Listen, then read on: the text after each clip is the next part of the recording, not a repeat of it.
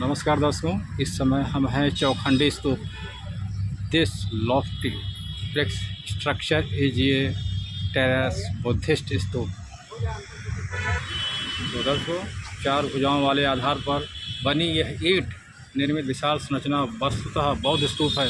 गुप्त काल लगभग 4वीं-5वीं सदी में बना यह स्तूप संभवतः उस स्थान पर विशेष का द्योतक है जहाँ बोधि प्राप्ति के पश्चात भगवान बुद्ध की भेंट सर्वप्रथम पंचवर्गीय भिक्षुओं से हुई थी।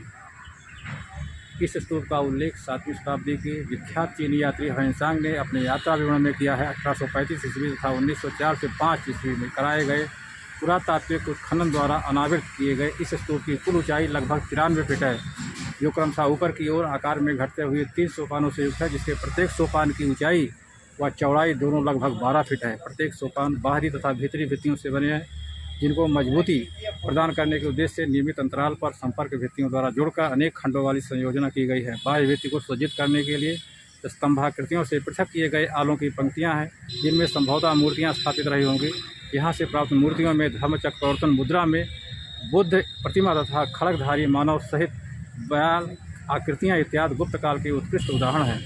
स्तूप के शिखर पर शोभित अष्टपहल बुर्ज एक मुगल कालीन संरचना है, जिसके उत्तरी द्वार पर एक अरबी शिलालेख के अनुसार इसका निर्माण इस स्थल पर हुमायूं के आगमन को अविस्मरणीय बनाने के उद्देश्य से राजा टोडरमल के पुत्र गोवर्धन द्वारा 1588 ईस्वी में करवाया गया था। तो देख सकते हैं दर्शकों, यही वो चौखंडी स्तूप है। दर्शकों, ये चौखंडी स्तूप, यहाँ पर हम लोग हैं उपस्थित और आपको पूरा जानकारी देंगे। तो जुड़े रहिए हमारे साथ और देखते रहिए हमारा यूट्यूब चैनल महेंद्र अवधपुरी। दर्शकों, इस समय यहाँ हैं और बहुत ही सुंदर और बहुत सज्जित व्यवस्था यहाँ पर देख सकते हैं। चौखंडी स्तूप बहुत ही अद्भुत रचना। हमें केसरिया की याद आ गई, जहाँ पर 162 फीट ऊंची बौद्ध स्तूप बना हुआ है, जो विश्व में सबसे ऊंचा स्तूप है, और ये 92 फीट। बहुत ही अद्भुत रचना, बहुत ही विशिष्ट कलाकृतियाँ।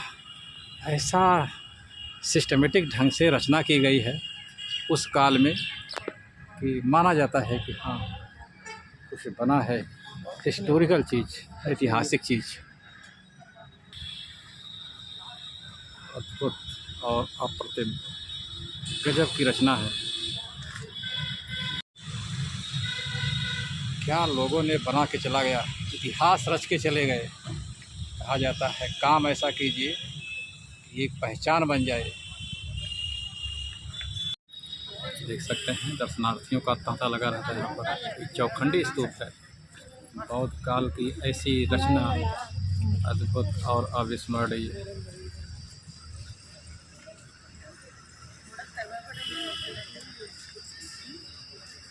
क्या बात, देख सकते हैं जो भी यहाँ दर्शनार्थी आते हैं, इस तरह से पूरा जो हरियाली यहाँ की साफ़ सफाई व्यवस्था है, बहुत ही सुंदर और बहुत ही बेहतरीन। मेरा नाम राजू भारद्वाज है। आप यहाँ पे आए हैं, तो आज हम थोड़ा बुद्ध की जीवनी के बारे में और ये जो चीज़ आप घूमने आए वास्तव में ये है क्या, इसके बारे में आप लोगों को थोड़ा डिटेल में हम बताएंगे। तो आप लोग सारनाथ में आए हैं, तो ये तीसरा स्थान है। जैसे धम्म यात्रा है, तो धम्म यात्रा में 4 जगह जाना जरूरी होता है। पहला लुम्बिनी, जहाँ भगवान बुद्ध का जन्म हुआ है। बोध गया में, जहाँ भगवान बुद्ध को ज्ञान प्राप्त हुआ है। और तीसरा स्थान आता है सारनाथ, जहाँ पे उन्होंने ज्ञान दिया है। और चौथा स्थान है कुशीनगर, जहाँ भगवान बुद्ध 80 वर्ष की आयु में अपने शरीर का त्याग किए हैं, जिसको कहते हैं महापरिनिर्वाण। तो वो 4 चीज़ है। तो आप लोग तीसरे स्थान पे आए हुए हैं। ये वही स्थान है जहाँ पे भगवान बुद्ध जब ज्ञान प्राप्त करके आते हैं, तो उनके 5 शिष्य थे। महानामा, वपे, कोंडे, असाजी, भद्दी, ये उनके पंचवर्गीय भिक्षु थे। तो उनकी मुलाकात इसी जगह पे होती है। इसका ऐतिहासिक प्रमाण ह्वेनसांग की पुस्तक है यूकीसी, उसमें वर्णन है कि जब बुद्ध ज्ञान प्राप्त करके आए थे तो इसी स्थान पे उनको मिले। तो कलिंग युद्ध के बाद सम्राट अशोक ने अखंड भारत में 84,000 बौद्ध स्तूपों का निर्माण कराया। जिसमें से कि सांची का मध्य प्रदेश का स्तूप सबसे पहले है, फिर भरहूत के स्तूप आते हैं, बंगाल के स्तूप आते हैं, चौथे स्थान पे सारनाथ के स्तूप आते हैं। तो स्तूप बेसिकली एक समाधि स्थल है, क्योंकि जब भगवान बुद्ध ने 486 ईसा पूर्व में अपने शरीर का त्याग किया तो उस समय पहली बौद्ध संगति बुलाई गई। पूरे विश्व से जितने बौद्धिस्ट लोग थे सबको बुलाया गया कि अब भगवान बुद्ध नहीं है तो बौद्ध धर्म का मार्गदर्शन कौन करेगा।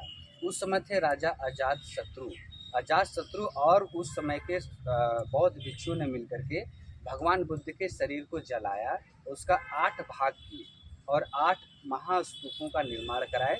ये 8 महान स्तूप बिहार राज्य में है, उसमें उसको मगध कहते थे, पाटलिपुत्र कहते थे, वहाँ पर हैं। तो ये हुआ डिसाइड कि यही जो स्तूप है यही बौद्ध धर्म का मार्गदर्शन आगे करेंगे, क्योंकि बौद्धिस्टों ने देखा था कि किस तरह से जैन धर्म का पतन हुआ, क्योंकि जैन धर्म का इतना विस्तार नहीं हुआ, क्योंकि उनकी कोई बौद्ध संगति नहीं बुलाएगी या कोई जैन संगति नहीं बुलाएगी। तो ये जो स्तूप है रिप्रेजेंटिंग बुद्धास, आज के समय में ये बुद्ध को प्रदर्शित करते हैं। ये अगर ध्यान से इस स्तूप को देखेंगे आप लोग, के बैठे हुए बुद्ध की आकृति है, इनको हम लोग सिटिंग बुद्धा कहते हैं, क्योंकि ऊपर उनका जो सर है, बीच में चेस्ट है, नीचे पद्मासन है। तो चौखंडी है, 4 खंडों पे मिलकर बना है। ये टोटली मेड ऑफ ब्रिक्स है, इसमें कहीं भी पत्थर का प्रयोग नहीं हुआ है, लेकिन इसमें भी थोड़ा सा छेड़छाड़ हुआ है 1017 ईस्वी में। और 1588 में ये ऊपर वाला जो भाग देख रहे हैं वो अष्टकोणीय मीनार है, ऑक्टोगोनल है, ठीक है, अष्टकोणीय मीनार है। इसका निर्माण 1588 में अकबर के वित्त मंत्री थे टोडरमल, उनके बेटे थे गोवर्धन दास, उन्होंने कराया है। इसलिए कराया क्योंकि शेरशाह सूरी ने जब दिल्ली पे आक्रमण किया तो वहाँ से हुमायूं भाग कर आया था और एक रात्रि इस स्तूप पे उन्होंने शरण लिया था, इसलिए अपने पिता की याद में ऊपर बनाया है। ऊपर एक शिलापट्ट भी लगा है जिसपे लिखा है अरबी भाषा में कि Humayun has stayed one night here. 19वीं शताब्दी में अलेक्जेंडर कनिंघम एक ब्रिटिश आर्कियोलॉजिस्ट थे और सर्जन मार्शल दयाराम शानी, इन्होंने स्तूप के मध्य में खुदाई किया कि वास्तव में इसके मध्य में है क्या। तो उसके मध्य में से भगवान बुद्ध की प्रतिमा निकलती है जो कि धर्म चक्र परिवर्तन मुद्रा में थी। वो प्रतिमा म्यूजियम में बाएं साइड कॉर्नर में आज भी रखी गई है। 1017 ईस्वी में महमूद गजनवी जब आते हैं, काशी विश्वनाथ को तोड़ते हैं, उसके बाद देखेंगे पीछे वाला जो भाग ये स्तूप का है ये टूटा था पहले, लेकिन सरकार ने इसे रिकूपरेट किया है। इसलिए खजाने की तलाश में इसके मध्य में गया तोड़ करके, लेकिन उसको कुछ प्राप्त नहीं हुआ, सिर्फ कुछ मूर्तियाँ प्राप्त हुई, खंडित भाग जिसको यहाँ पे छोड़ के चला गया था, जो म्यूजियम में रखी गई है, तो वही चीज़ प्राप्त हुआ। बट बेसिकली ये वही स्थान को चिन्हित करता है जहाँ बुद्ध सर्वप्रथम ज्ञान प्राप्त करके आए, क्योंकि जब भगवान बुद्ध फल्गु नदी के किनारे पीपल के वृक्ष के नीचे तपस्या कर रहे थे तो उनको ज्ञान नहीं प्राप्त हो रहा था कि एक महिला की सुजाता उनको खीर बना के ले जाती, जब खिलाती है तो उनके 5 शिष्य देख लेते हैं और उनको ऐसा आभास होता है कि इन्होंने महिला के हाथ से खीर खा लिया है और ये ज्ञान को नहीं प्राप्त करेंगे, ये पाखंडी आदमी है, और उनको छोड़ के चले आते हैं। लेकिन जब बुद्ध को ज्ञान प्राप्त होता है तो जैसे जैसे बुद्ध पास में आते हैं यहाँ पर, वैसे वैसे उनके मन के विकार दूर हो जाते हैं। तो कोई उनके लिए फल लेके जाता है, कोई जल लेके जाता है, कोई वस्त्र लेके जाता है, तो यहाँ पे उनका सब वेलकम करते हैं, तब बहुत खुश होते हैं। इसके बाद यहाँ से जाते हैं थोड़ा दूर आगे, धम्मेक स्तूप है, तो धम्मेक स्तूप के पास ज्ञान देते हैं।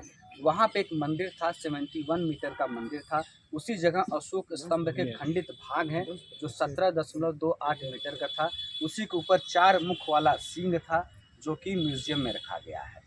तो भगवान बुद्ध जब यहाँ पर आए, क्यों आए? क्योंकि वो एक ऐसे स्थान को खोज रहे थे जहाँ पे अपने ज्ञान को दे सकें।